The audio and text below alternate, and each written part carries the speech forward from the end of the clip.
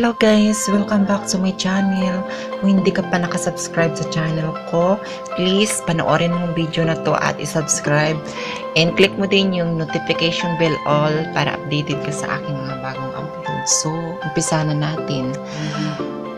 Paano maglagay ng keyword sa description? So, madali lang guys, madali lang maglagay ng keyword sa description natin. Example dito sa aking video, naglagay ako ng keyword.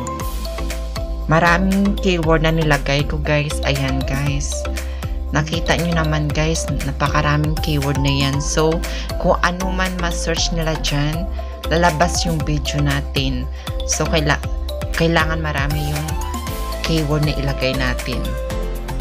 So, ayan. So,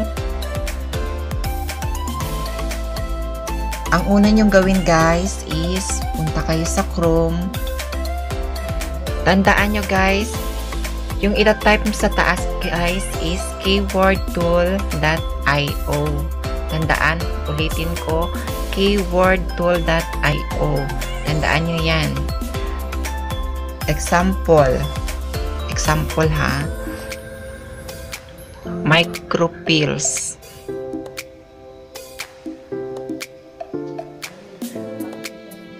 Micropills. So, ayong micropills na yan, maraming keyword yan guys. Pag nailagay nyo na, is click nyo na yung search. Search. Ayan guys. Ayan guys, so lumabas talaga yung keyword ng micropills. Maraming klaseng keyword ng micropills guys. Ayan. Meron ako ditong benefits guys at side effect. Marami guys ng klaseng keyword dito. Ayan o, marami. Ayan guys. Lalabas lang yung keyword dyan lahat-lahat. Ayan guys. Napakarami. Yan, bongga guys. So, kung gusto nyo na siyang i-copy, i-check nyo lang siya sa keyword. Ayan, dito. Tandaan nyo dito. Check, ayan. Na-check na siya. Ibig sabihin, yung 76 keyword is makaka-copy natin. Ayan, i-click nyo yung copy. I-click ang copy.